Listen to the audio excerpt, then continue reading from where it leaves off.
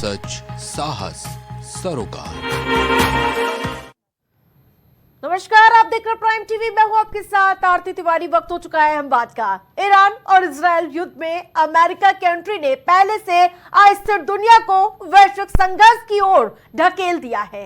Iran भी अपनी पूरी क्षमता के साथ इजराइल पर मिसाइलों से प्रहार कर रहा है।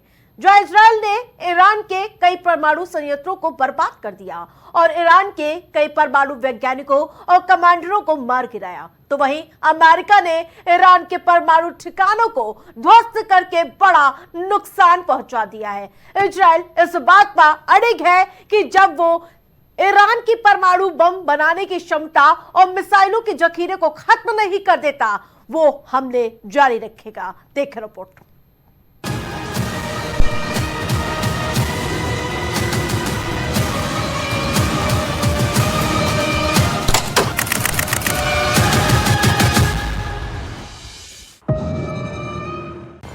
सामरिक और रणनीतिक दृष्टि से देखें तो ईरान बहुत ही अहम है।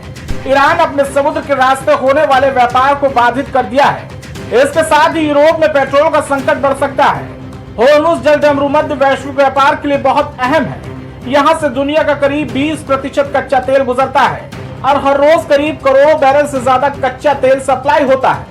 होर्मुज़ जलसंधि का सबसे संकरा हिस्सा 33 किलोमीटर चौड़ा है। इसके उत्तरी हिस्से को ईरान नियंत्रित करता है, जबकि दक्षिणी हिस्से को ओमान और यूएई नियंत्रित करते हैं। ईरान बहुत कम संसाधनों को खर्च कर इस रास्ते को बंद कर चुका है। इससे पूरी दुनिया में पेट्रोल और डीजल के लिए हड़कंप मच सकता है। भारत का 2/3 से अधिक तेल आयात और आधे से ज्यादा लिक्विफाइड नेचुरल गैस का आयात इसी रूट से होकर आता है। अगर ये रूट बंद होता है तो भारत में पेट्रोल और डीजल की कीमतों पर असर पड़ सकता है।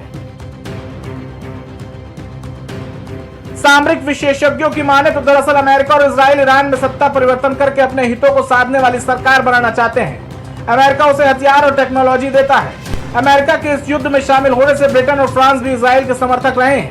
इसके अलावा खाड़ी देश भी अमेरिका के करीबी सहयोगी हैं। ऐसे में अगर ईरान ने पलटवार किया या फिर चीन और रूस खुलकर ईरान के पक्ष में सामने आए तो ये देश अमेरिका के पाले में खड़े नजर आएंगे। इसके साथ ही खाड़ी के देश भी नहीं चाहते कि ईरान परमाणु बम बनाने में सफल हो।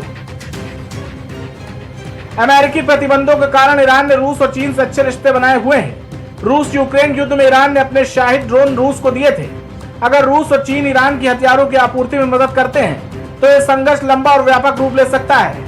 यह भी माना जा रहा है कि इजराइल के समर्थन में अमेरिका के खुलकर सामने आने के बाद अब चीन भी ताइवान पर हमला करके एक और मोर्चा खोलकर अमेरिका के लिए परेशानी बढ़ा सकता है। इसी तरह भी ईरान के हथियारों की आपूर्ति करके इजराइल की दुश्वारियां बढ़ा देगा।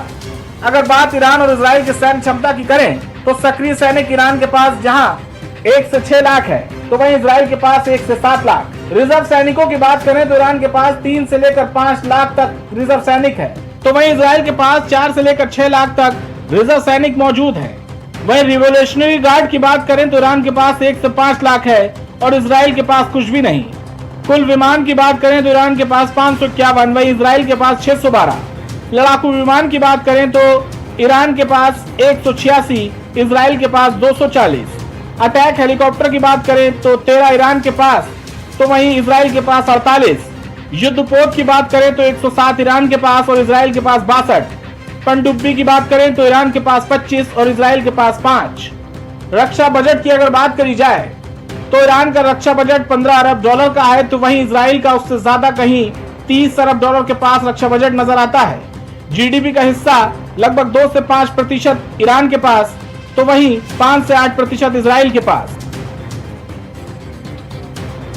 ईरान और इजराइल की सैन्य क्षमता का आकलन करें तो पता चलता है कि ईरान की सैन्य क्षमता इजराइल से काफी ज्यादा है, लेकिन तकनीक के मामले में इजराइल बहुत आगे है। इजराइल ने जिस तरह से पहले ही हमले में ईरान के रडारों को ध्वस्त करके परमाणु संयंत्रों को नुकसान पहुंचाया और उसके परमाणु वैज्ञानिकों व कमांडरों को मार गिराया, उससे उसकी तकनीकी क्षमता का पता चलता है। जबकि ईरान को अपने बैलिस्टिक मिसाइलों की ताकत का सहारा है। अब अमेरिका के युद्ध में शामिल होने के बाद ईरान अपने छद्म संगठनों हूती और हिजबुल्लाह और हमास के जरिए इजराइल और उसके समर्थक देशों पर हमला करवा सकता है। Output desk, prime TV.